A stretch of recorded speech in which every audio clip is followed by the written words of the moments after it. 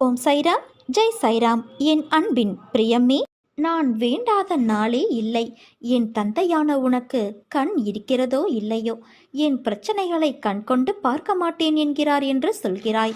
இதிலிருந்து பிரார்த்திக்கும் எல்லோருடைய கோரிக்கைகளும் நிறைவேறுவது இல்லை என்பது தெரிகிறது. நான் அந்தர்யாமியாய் அனைவரின் மனதிலும் இருப்பவன் என்கிற போது உன் குடும்பத்தில் மட்டும் பிரச்சனை ஏன்? உன் பிரார்த்தனைகள் ஏன் நிறைவேறுவது இல்லை? கர்மவினையின் காரணமாக கடவுளை நீ அறிந்த போதிலும் உதட்டால் என் பெயரை உச்சரித்தாலும் உள்ளத்தால் என்னை விட்டு வெகு தூரத்தில் இருக்கின்றாய். பொய், பொறாமை, வஞ்சனை, அவநம்பிக்கை, சந்தேகம் என எதிர்மறையான எண்ணங்கள் உன் உள்ளத்தை மொய்த்து கொண்டு இருக்க தூய்மையற்ற இதயத்தோடு என்னை நோக்கி கூப்பிடுகிறாய். உன் அபய குரலை கேட்டு உன்னில் உறையும் நான் விழித்துக் கொள்கிறேன். வெளியிலிருந்து வந்து உன் இதய வாசலை தட்டுகிறேன். ஆனால் நீ என் வருகையை கவனிப்பது இல்லை. எனது குரலை நீ அடையாளம் கண்டு கொள்வதில்லை. என் வருகையை அலட்சியம் செய்து கதவடைத்துவிட்டு தோல்வி, விரக்தி, நோய், வெறுப்பு என்ற எதிர்மறை எண்ணம் என்கிற கூட்டாளிகளோடு சேர்ந்து கொள்கிறாய். நம்பிக்கை என்னும் உதியை உன் இல்லத்தில் தூவும் முன்பே நீ கதவடைத்து விடுவதால் உனக்கு எதையும் தர முடியவில்லை. நம்பிக்கை இல்லாமல் நீ எதையும் பெற்றுக்கொள்ள முடியாது. உண்மையாகவே நீ என்னை நம்பினால் பொறுமையோடும் விழிப்போடும் கவலைப்படாமலும் தூய மனதோடும் பேதம் பார்க்காமலும் இரு. உன் கஷ்டத்திலும் அடுத்தவர்க்கு உதவி செய்ய உன் உள்ளத்தை திற. தன்னலம் துறந்து பிறர் நலம் நாடு. நிச்சயமாக உன்னை நான் தேற்றுவேன், ஆறுதல் தருவேன். உன் கவலைகளையும் நோய்களையும் நான் போக்குவேன். உன் தந்தையான என்னிடம் நம்பிக்கை வைப்பவன் ஏன் இவர் மீது நம்பிக்கை வைத்து விட்டோமே என எந்த காலகட்டத்திலும் வருந்த வேண்டியது இல்லை, பின்னோக்கி நடக்க வேண்டியது இல்லை. நம்பிக்கை வைத்த ஒருவன் தன் சுபாவத்தில் உயர்கிறான் என்பதையும் இந்த படிப்படியான முன்னேற்றம் என்னால் உறுதியளிக்கப்பட்ட உன்னத பலன்களை பெற வழிவகுக்கும் என்பதையும் அனுபவம் காட்டும்.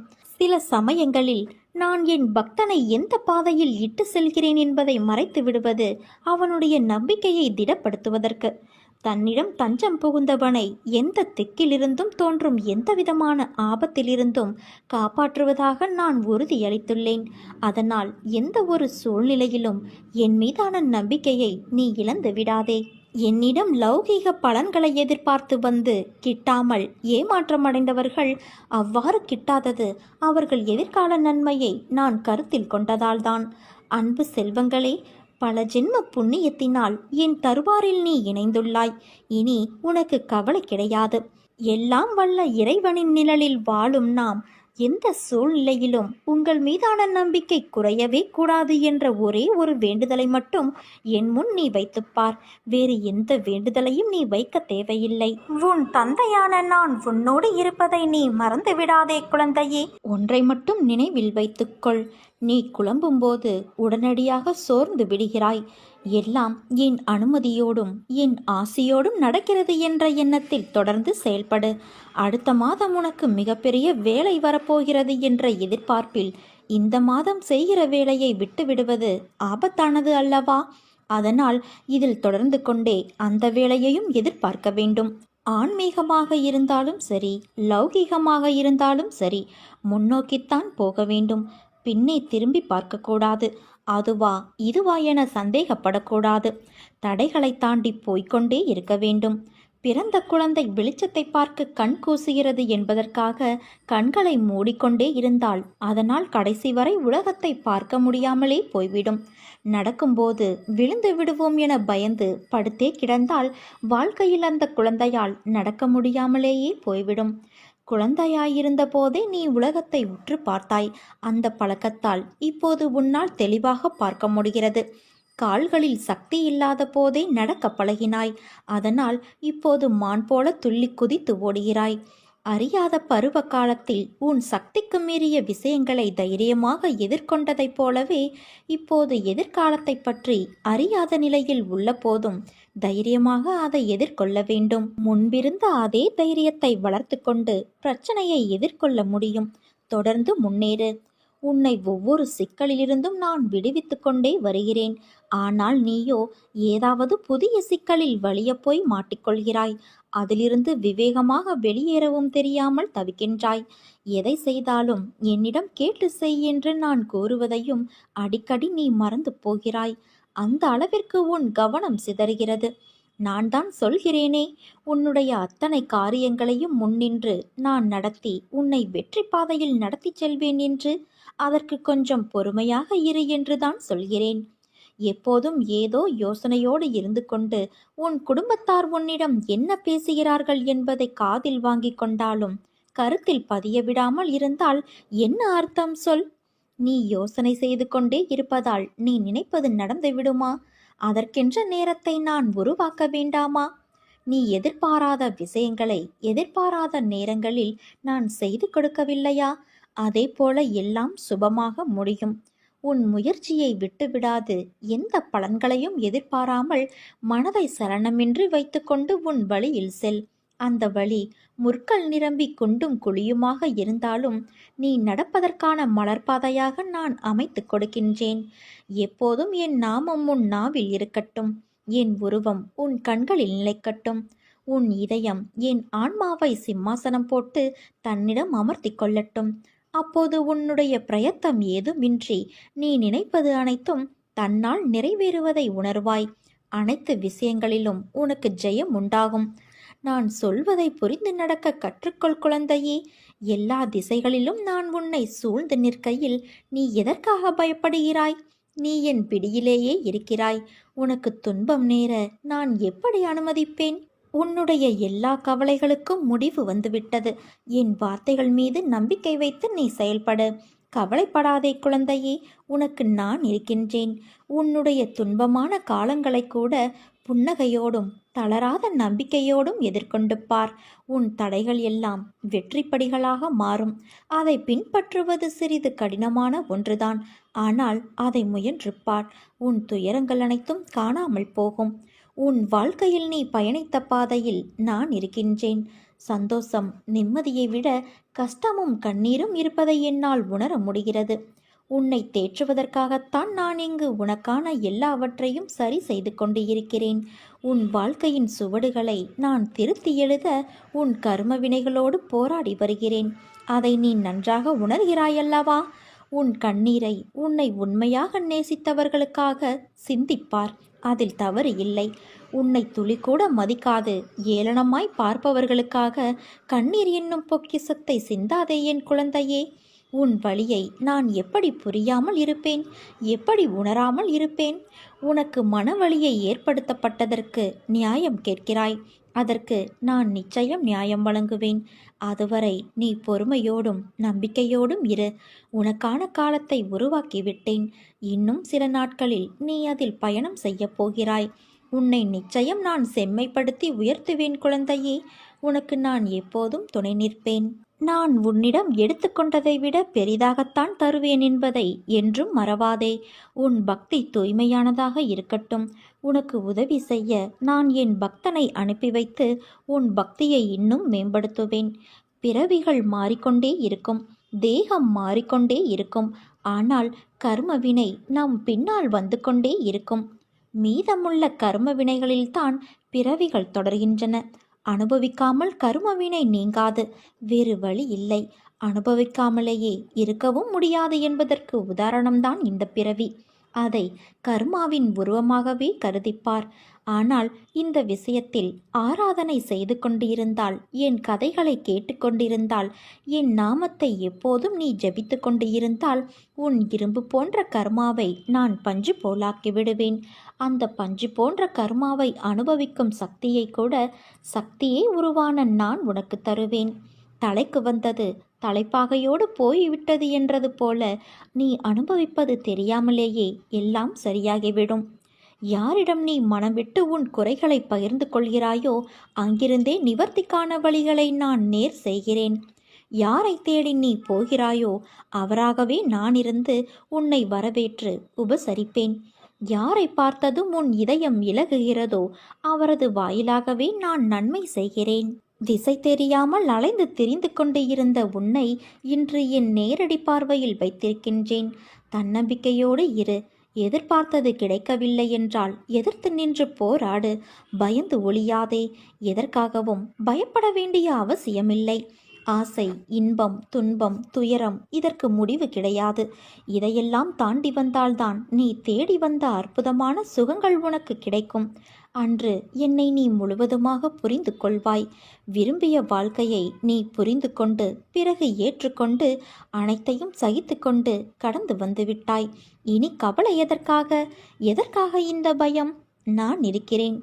எவ்வளவு வேதனை, எவ்வளவு துயரங்கள்! இதிலிருந்து நீ மீண்டு வந்து விட்டாய். உன்னை நான் கைவிடுவேனா? இனி நடக்கப் போவதை பார்த்து நீ வியக்கப் போகிறாய். தைரியமாக இரு. நீ ஜெயிக்கப் போகிறாய். ஏனென்றால் உன்னை தேடி நான் வரப்போகிறேன். நீ என்னை வரவேற்க தயாராக இரு குழந்தையே. உன்னை மகிழ்விக்க நான் வருகிறேன். உன் கர்ம பலன்களை விளக்கி அனைவரும் வியக்கும் வண்ணம் உன்னை உயர்ந்த நிலைக்கு நான் கொண்டு செல்லப் போகிறேன். கவலைப்படாதே.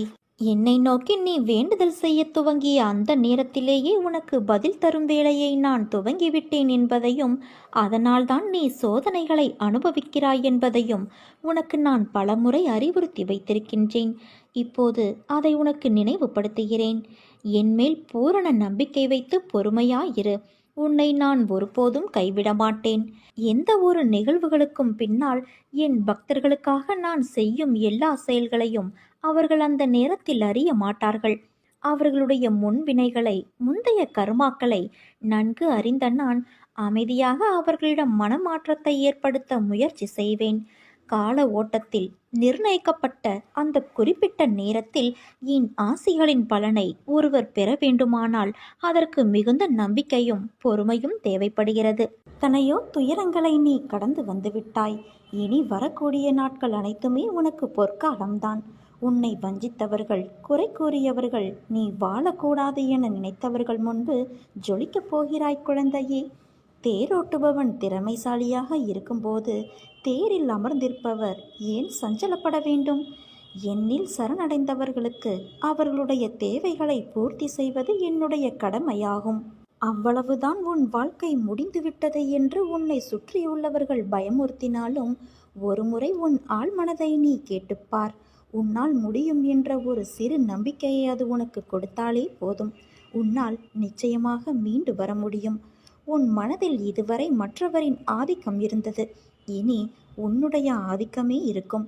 உன் வாழ்வை மேலே கொண்டு வர ஒரு சிறு துரும்பாக கிடைக்கும் ஒரு உதவியோ, துணையோ, ஆறுதலோ, நம்பிக்கையோ உன்னை மேலே கொண்டு வந்துவிடும். தனி ஒருவனாக இருந்தாலும் தன்னம்பிக்கை கொண்டு நீ ஜெயித்து வருவாய். இது நிச்சயம் சாத்தியமாகும். உன்னை சுற்றியுள்ள ஆபத்து அனைத்தும் விலகிவிட்டது. இனி துன்பம் உன்னை நெருங்காது என் குழந்தையே. இன்பங்கள் ஒவ்வொன்றாக உன்னை தேடி வரும். இது உன் தந்தையின் சத்தியமான சத்திய வாக்கு. பல பிரச்சனைகளுக்கு உடனடி தீர்வு மறதிதான் என்பார்கள். நல்லதோ கெட்டதோ எதுவானாலும் நடந்து அதை அனுபவித்து தீர்த்த பின் அதை மறந்து விட வேண்டும். எதுவும் நடக்காதது போல இருந்து கொண்டு புதிய ஒன்றை தேட வேண்டும். அந்த புதிய ஒன்று ஆனந்தத்திற்கு நம்மை அழைத்துச் செல்வதாக இருக்க வேண்டியது மிகவும் அவசியம். நிறைய விஷயங்களில் மறதி இல்லாததால் தான் நிம்மதி என்ற உணர்வு நம்மிடம் இல்லாமல் போகிறது. எதிர்பார்ப்பு என்ற ஒன்று தோன்றி நிம்மதியை குலைக்கின்றது. ஏமாற்றம் என்ற பாதிப்பு நிலை நம்மை திசை திருப்பி நிம்மதி என்ற உணர்வை பறித்து கொள்கிறது.